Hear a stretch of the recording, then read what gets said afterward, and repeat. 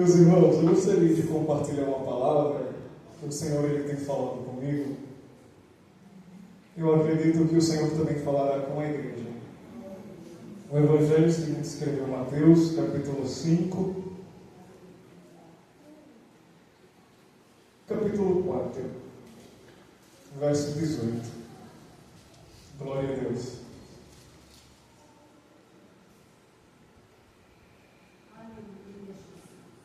Deus é bom. A sua misericórdia ela dura para sempre. Irmãos, eu sou assim, meio devagar, quase parando. Aí quando a gente vai sentindo a graça, o negócio vai melhorando. Eu, particularmente, desde quando eu cheguei, eu já estava sentindo a presença de Deus.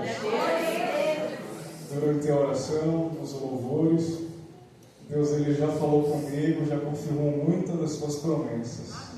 Graças a Deus. Diz a palavra do Senhor, capítulo 4 do Evangelho segundo escreveu Mateus, capítulo 4, verso 18. E Jesus, andando junto ao mar da Galileia, viu dois irmãos, Simão chamado Pedro e André, os quais lançavam as redes ao mar, porque eram pescadores.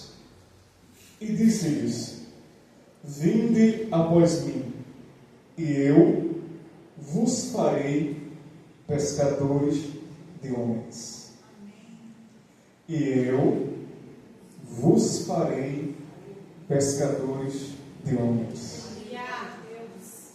Graças a Deus. Meus irmãos, nós temos lido uma palavra que fala acerca da escolha de Jesus, que fala acerca do início do ministério de Jesus. Jesus, quando ele começa o seu ministério, ele começa o ministério pregando, ensinando e curando. No entanto, a cada dia que se passa, Jesus ele vai sentindo que está chegando a hora propriamente dita, o momento em que ele dirá: Pai, está consumado. Então Jesus ele sente que ele precisa o mais rápido possível fazer com que as coisas aconteçam. Jesus agora ele sente a necessidade de fazer discípulos, homens e mulheres que posteriormente serão a base da igreja. Homens e mulheres que depois do dia do estar consumado estarão firmes e fortes para continuar a obra de Jesus. Nesse período em que Jesus está ensinando, pregando e curando, existem muitos grupos.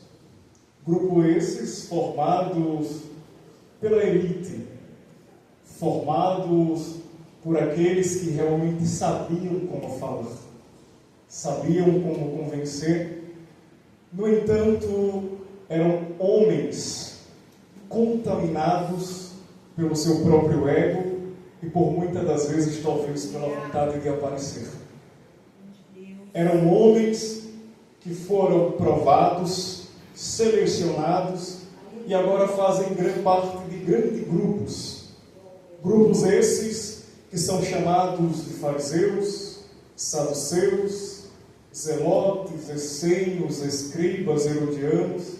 Todos esses grupos, eles eram formados por homens que foram provados e ensinados na lei.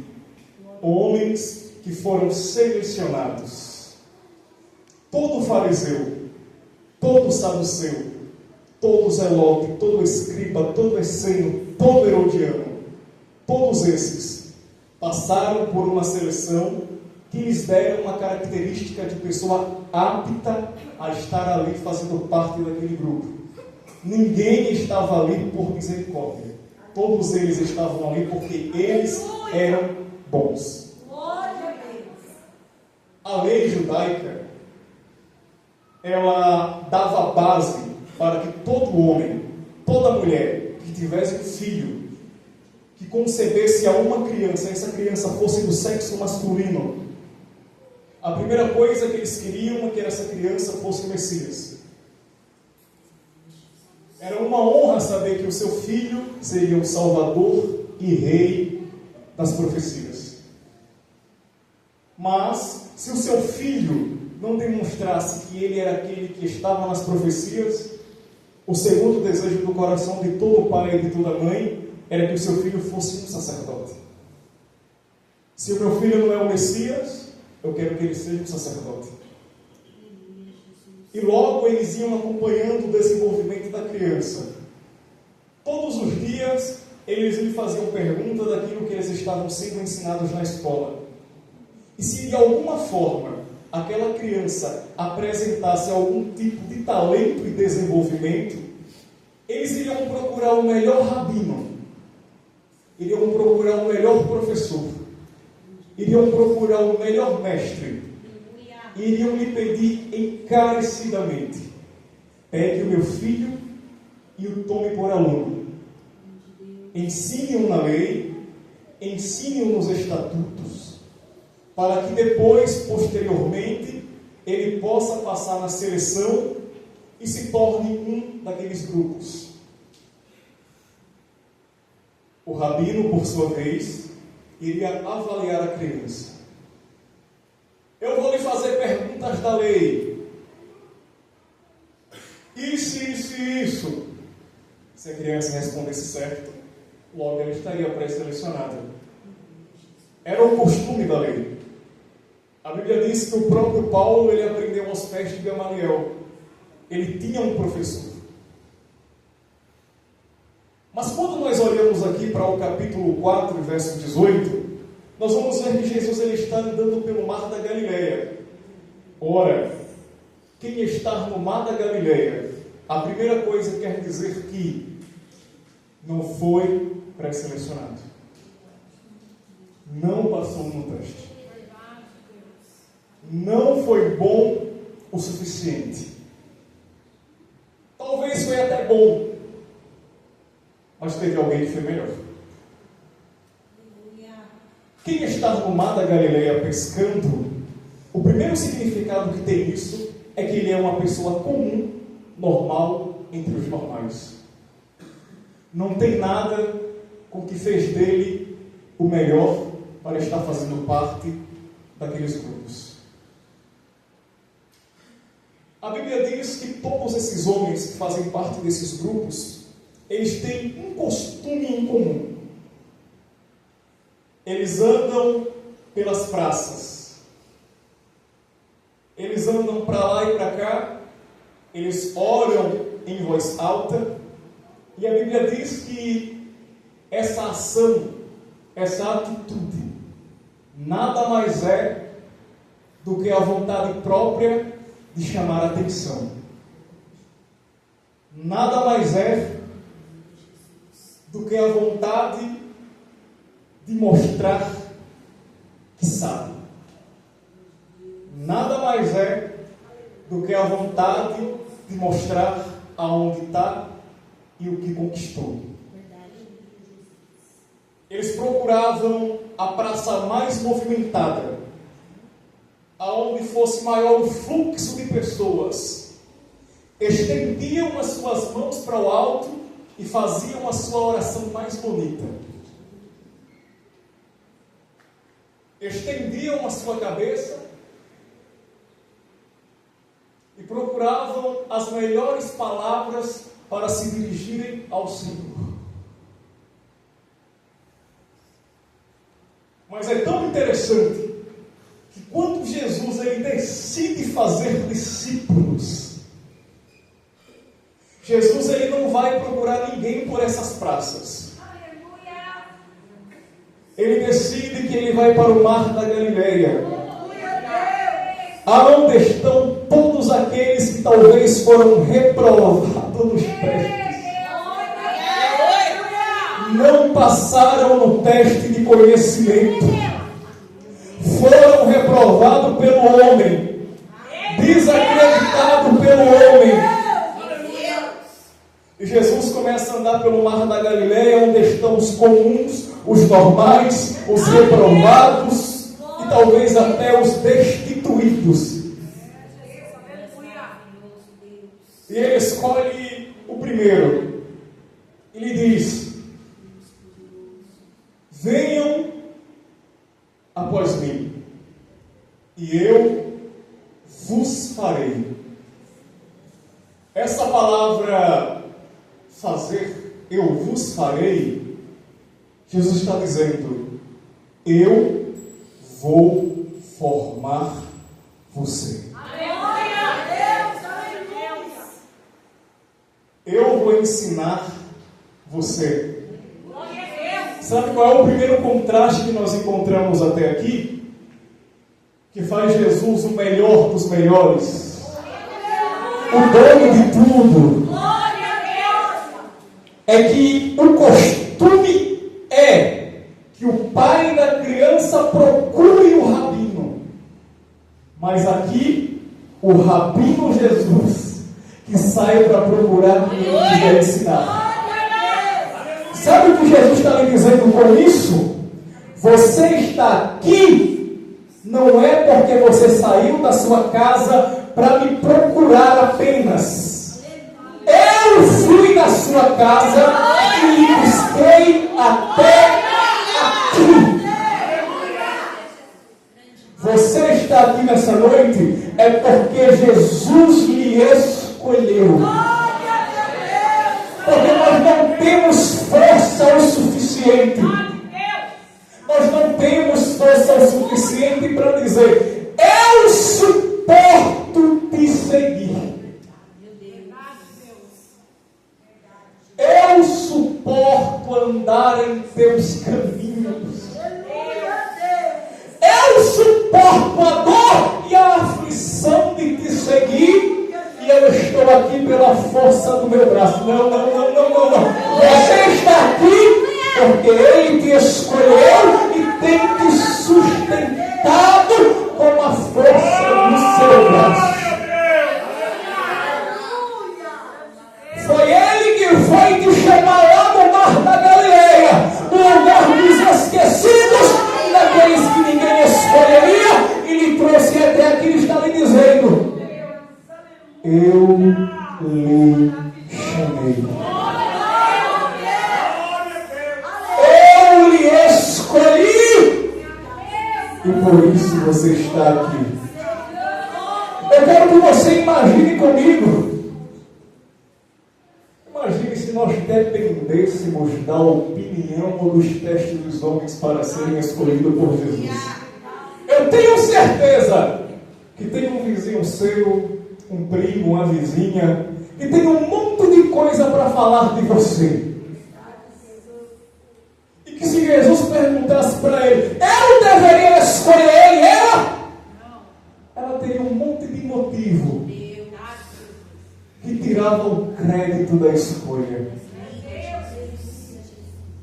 Imagine se Jesus fosse depender da opinião daquela pessoa lá para lhe escolher. Mas Jesus, Ele conhece você. Ele conhece as suas falhas, Ele conhece os seus acertos, Ele conhece quando você foi, Ele conhece quando você voltou, Ele conhece quando você fez o errado em oculto, Ele sabe quando você acertou também sem ninguém ver, e mesmo assim Ele não desistiu de você. Sabe o que Deus está dizendo para você nessa noite? Você poderia até estar lá, mas eu escolhi e trouxe você para aqui. E se Ele trouxe você para aqui, tem sustentado você nas suas falhas e nos seus acertos, é quem que pode dizer que você não merece a graça dele? É quem que pode dizer que você não merece a graça dele? É quem que pode dizer que você é inapto para servir a Ele? É quem que pode dizer que você não é bom o suficiente para servir a Ele debaixo da graça? Se a graça te alcançou, é quem que vai dizer que você não merece essa graça? A única pessoa que pode dizer para você eu não quero você, é Ele. Mas se Ele diz que Ele quer, quem que vai dizer que não?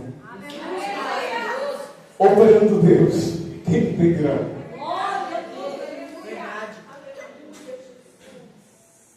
Vinde após mim, e eu vos farei pescadores de homens. Grande Deus. Jesus, ele escolhe esses homens, e como eu e você, esses homens têm falhas. Esses discípulos, eles também ramelavam, eles também erravam. Mas isso não anulou o dia da escolha. Aleluia.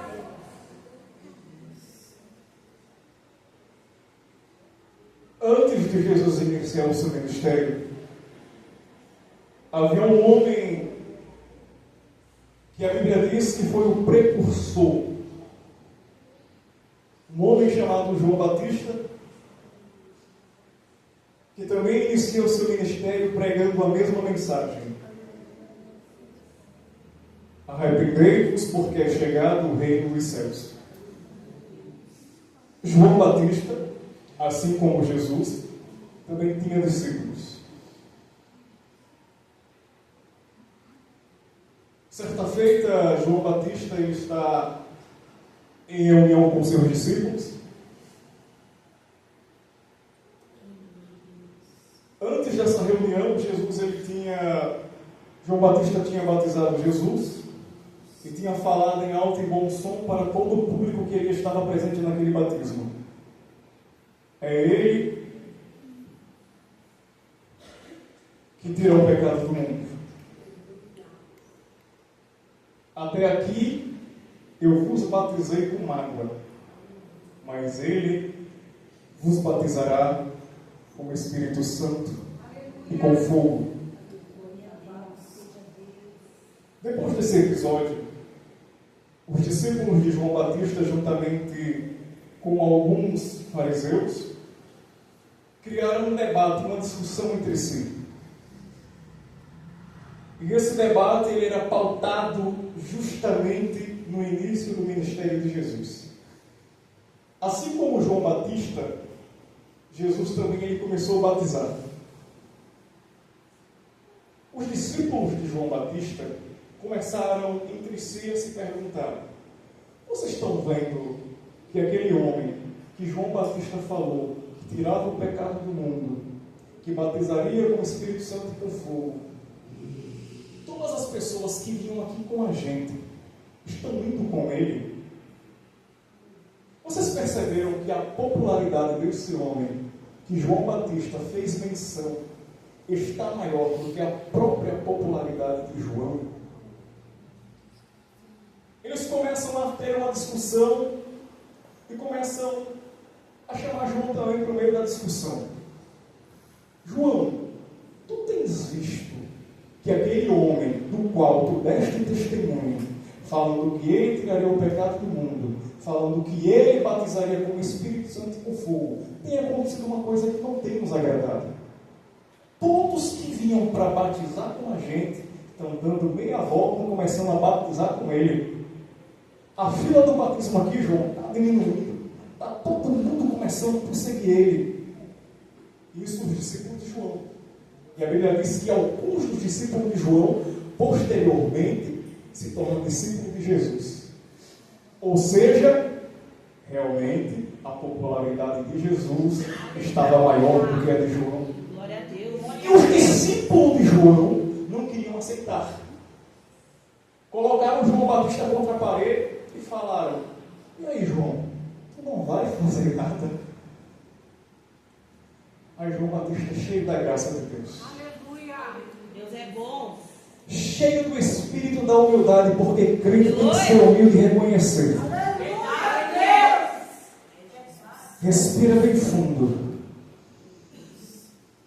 Eu só tenho uma coisa a vos dizer. Glória a Deus. Só uma. Aleluia, Jesus. Que Ele continue crescendo. Aleluia. e eu diminuindo. Verdade. Aleluia. Aleluia. Que essa graça que tinha no espírito de João, na mentalidade do ministério de João, nos abrace. Sabe por quê? Porque nós temos vivido em um momento que tem muita gente que está pensando assim. Tem pensado assim. Que o crescimento do seu irmão abala o dele. E nós estamos vivendo em um momento de disputa ministerial para ver quem prega mais, quem fala melhor, quem atrai mais multidões. Irmãos, misericórdia. Verdade, Jesus. E João Batista, ele simplesmente se opõe a quem eles ensinavam. Grande Deus. Ele se desconecta daquele estigma Glória a Deus. de pregador, de dono da presença. Aleluia. Se desconstrói do seu próprio eu, Aleluia. do seu ego, da sua força, Aleluia. e entrega glória para quem realmente é o dono. Glória a Deus. Posteriormente, Jesus, estando com seus discípulos, no capítulo 13 do Evangelho segundo escreveu João, estando com todos os seus discípulos, e muitos dos seus discípulos andavam com João, eram alunos de João. Jesus pega uma espécie de recipiente, uma vasilha, coloca no chão e fala para os seus discípulos: agora eu vou lavar o pé de cada um de vocês. Ao discípulo: poxa, não, eu não aceito o Senhor lavar os meus pés. O certo aqui é que a gente lava os pés do nosso mestre.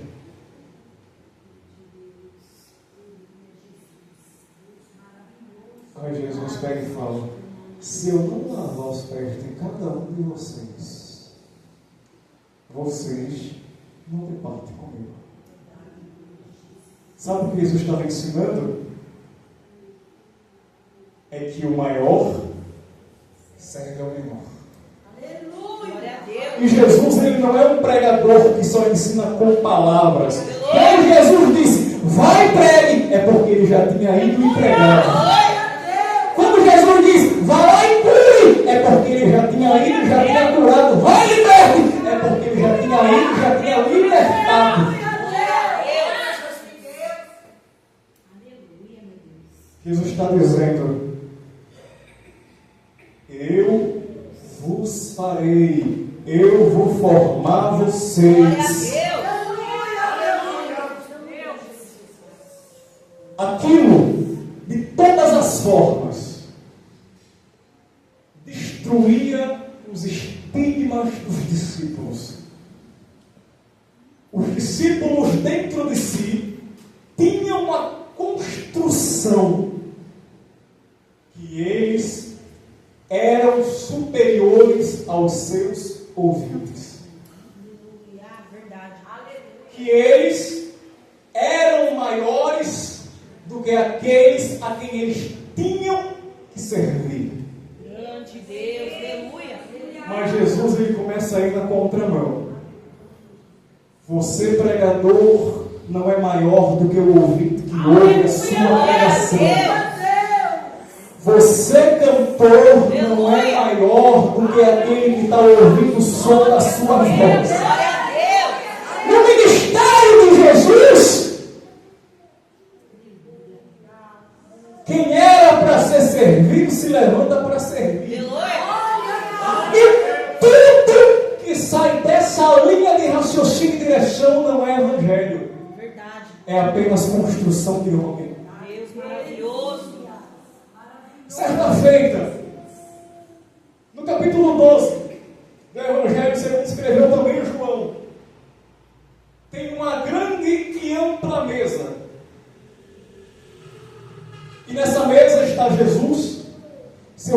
discípulos.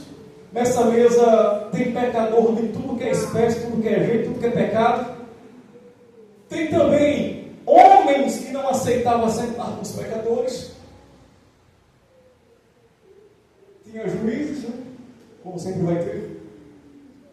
E Jesus está lá. No meio disso, lá tem uma Maria, irmã de Lázaro e de Marta. Essa Maria olha para Jesus, olha para a multidão. E talvez nessa multidão tinha muitos homens sábios. E Maria está se perguntando: qual a melhor forma de me dirigir a Ele? Olha para si, talvez a sua pouca capacidade. Olha para o que ela tem de mais precioso, um vaso talvez embaixo do braço.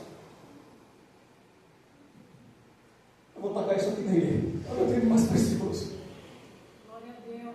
Pega o vaso, chega nos pés de Jesus, derrama nos pés dele, começa a secar os pés dele com o cabelo. Glória a Deus. Aí a multidão está pasma. O que está acontecendo aqui?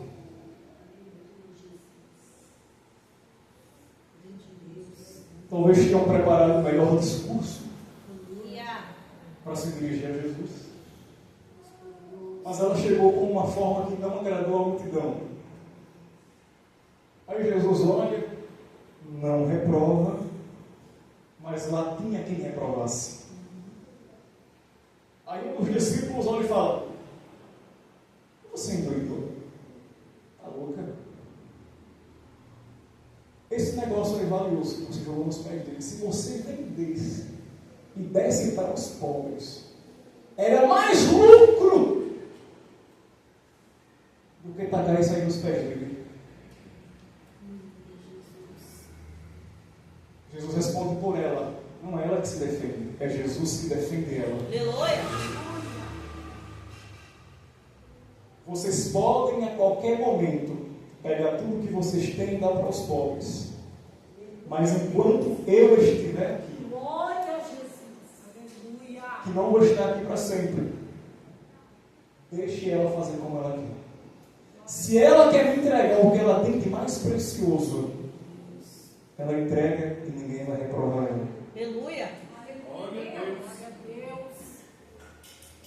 Essa Maria está dando uma lição do que realmente é servir a Deus. Aleluia. Humildemente vai aos pés de Jesus e entrega tudo que tem. Em outro momento também, essa mesma Maria, estando dentro da sua própria casa, Jesus vai para lá, ela começa a aproveitar a presença de Jesus. A sua irmã Marta está lá varrendo a casa, está organizando uma coisa, organizando outra. Jesus está sentado. Ela chega perto de Jesus, se senta próximo aos seus pés e começa a aprender aos pés de Jesus. Como que é esse negócio aí de vida eterna? Como que é esse negócio aí de pegar a minha cruz e de seguir? Como que é esse negócio aí de salvação pela graça? Como é que é esse negócio aí? Aí a Marta está lá, sua irmã vai na casa, organizando uma coisa, organizando outra.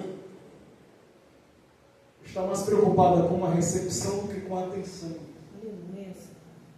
Muitas vezes a gente faz congresso, não se preocupa com uma coisa, com outra, deixa tudo bonito. Aí esquece de orar, consagrar-se. Está lá. Outra vez, outro julgamento.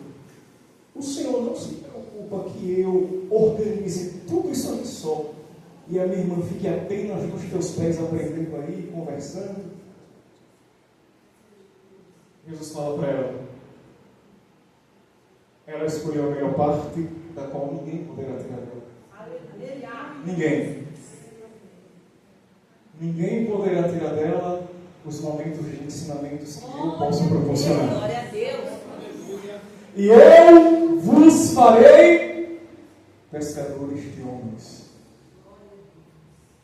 Muitas das vezes, aprender aos pés de Jesus pode nos machucar. Sabe por quê? Porque quem quer aprender aos pés de Jesus, muitas das vezes se depara com reprovações. Muitas das vezes, quem realmente quer aprender aos pés de Jesus vai encontrar reprovação. Vai encontrar pessoas que se levantem contra. Mas é Jesus que está dizendo: eu vos farei.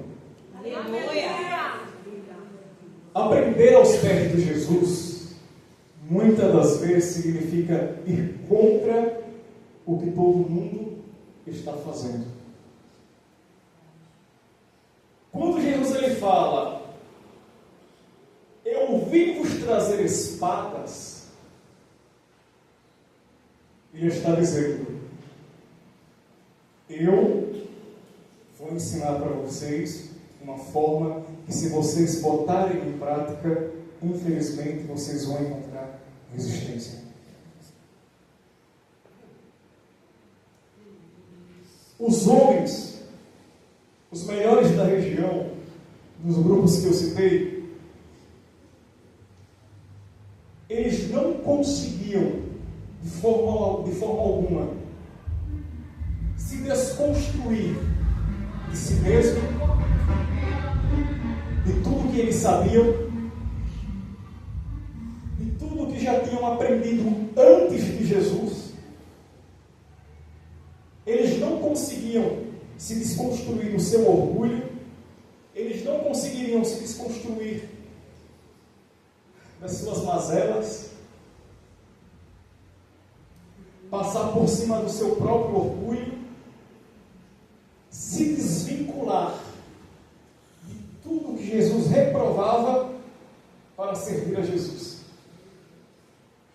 Por isso, ele vai para o mar da Galileia e busca quem tinha coragem o suficiente de dizer não para si mesmo, não para as próprias vaidades, tomar a sua própria cruz, ainda que difícil fosse, e servir Jesus. Não distante, nós estamos vivendo um período semelhante. Nós estamos vivendo um período aonde temos visto homens e mulheres se levantando com as motivações erradas. Até prega bonito, até canta bem. Oratória perfeita. Conhece o grego, hebraico, aramaico, latim. Os cantores conhecem até as melhores técnicas. Soprano, contralto, alto, baixo, falsete, isso e aquilo. Nunca vivemos uma época em que o Evangelho foi tão influente e, ao mesmo tempo, um Evangelho gospel e morto. Sem poder, sem graça, sem salvação e sem céu aberto. Verdade. Nós podemos ver nos melhores e grandes congressos aí. É palco para a demonstração do talento. Estamos fazendo um congresso para nós mesmos. Verdade, Jesus. Temos os melhores pregadores, mas faz tempo que o cadeirante não anda. Verdade. Aleluia. Fazemos a contabilização final, 300, 500 almas por congresso. Dessas 300, 400 almas, 3, 4 ficam. Meu Deus, verdade. Deus grande. E eu vos farei pescadores de homens.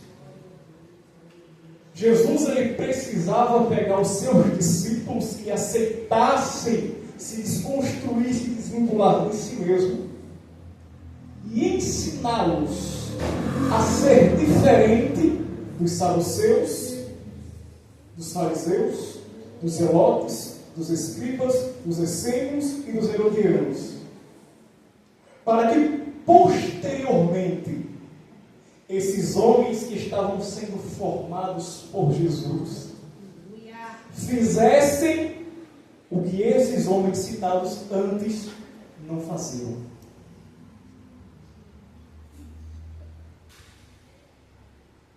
Sabe por quê? Porque Jesus ele não estava escolhendo um popstar. Glória a Deus. Ele não estava escolhendo um artista. Ele não estava escolhendo cantor. Aleluia. E ele não estava escolhendo atores. Glória a Deus.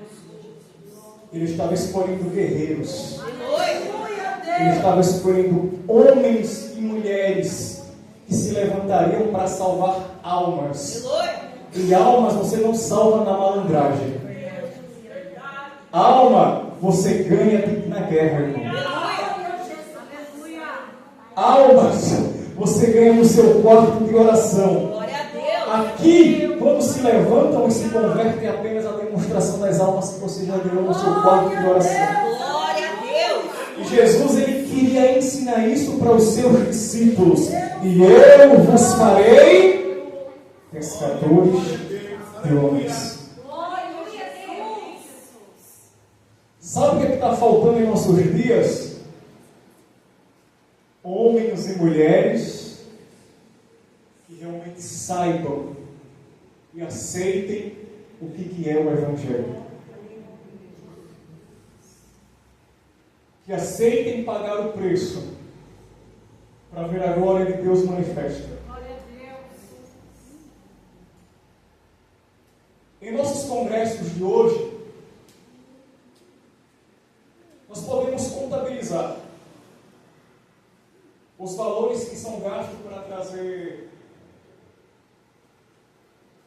os mais badalados, os mais cheios,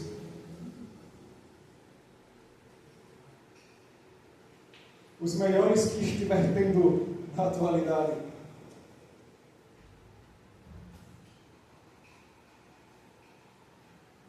Gasta-se valores exorbitantes.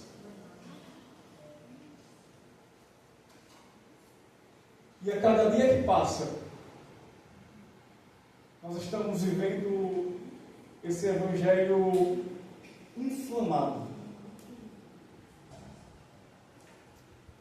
Esse evangelho inchado. Onde a salvação se tornou secundária, aonde a maior preocupação é os gritos de emoção e não as lágrimas de arrependimento. Aleluia. E cada vez mais nós estamos vivendo isso.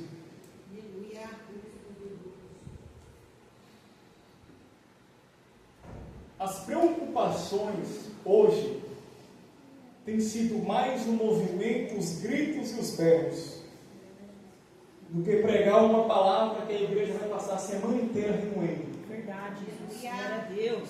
Alimentada.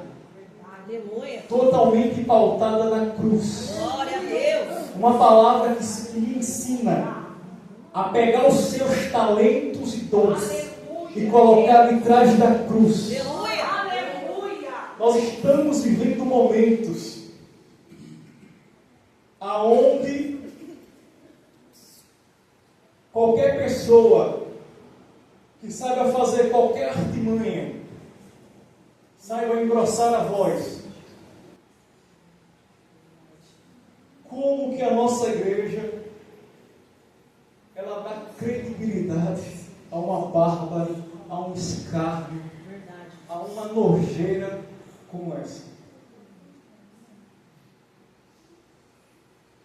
Um evangelho que a cada dia vem padecendo dores que não são as dores de Cristo, mas as dores da má escolha. Mas Jesus disse: eu vos farei, eu vou formar vocês. Eu vou pegar cada um de vocês e vou ensinar a entrar nos meus moldes. E entrar nos moldes de Jesus muitas das vezes significa passar pelo deserto e aprender aquilo que Jesus quer ensinar. E passar pelo deserto que Jesus te leva não te mata, fortifica o teu espírito. Passar pelo deserto significa padecer dores, mas sair de lá cheio da graça. Jesus pega os seus discípulos e está ensinando.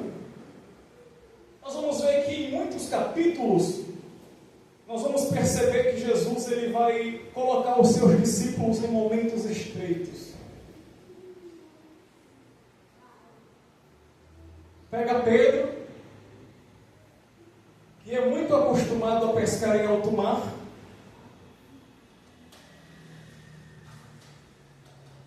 e faz ele pegar um anzolzinho,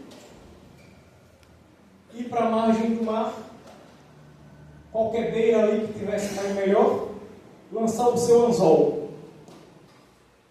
E fala para Pedro: Pedro, o peixe que você pegar vai ter uma moeda dentro, a gente vai pagar os nossos tributos. Só que Pedro é um tipo de crente de imediato. Se não for agora, não está bom. Eu quero agora e tenho pressa. E pescar de anzol é ter paciência. Quem pesca sabe, tem vezes a gente pega uns peixes malandro, que pega a isca de cantinho, de beirinha, leva a isca embora e não vem. A gente coloca outra isca, lança no mar. E está lá, ó. Deus fiel. Na hora que a gente pensa que está vindo, não vem. E quando a gente pensa que não vem, pum, veio. Sabe o que é isso? É Jesus trabalhando a paciência de Pedro. Grande Deus. Jesus pega o discípulo que tinha fama de extraviar, fazer uso indevido,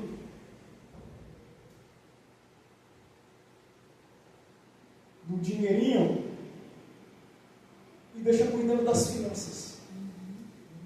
É verdade, meu Deus. É você que vai cuidar aqui do dinheiro. Ele olha para si, olha para a oportunidade, Jesus dizendo: está vendo? Ninguém confiaria você nesse departamento, mas eu confio. É Jesus. Aleluia. Por muitas das vezes, Deus, misericórdia, aleluia. nós entramos em processo que nós não entendemos, mas é Jesus dizendo: eu vos farei pescadores de homens. Aleluia. Eu vou formar você. Eu vou lhe levar por um caminho que ninguém anda. E talvez o que você queria era caminhar por um caminho que todo mundo está andando. Mas eu não chamei você para ser igual a todo mundo. Aleluia, Deus. Por isso, eu vou pegar pela sua mãozinha e vou começar a andar com você por um caminho que você não queria andar. Mas no meio desse caminho, a cada dia, a cada noite, eu lhe ensino um pouquinho. E você vai ver que daqui a uns anos você ainda vai estar se alimentando dos frutos desse caminho que você vai. Sabe, irmão, até hoje, com 23 anos, eu ainda me lembro de quando eu tinha 15. Me arrumando para ir para um círculo de oração e perguntava: por que eu estou indo para um círculo de oração mesmo?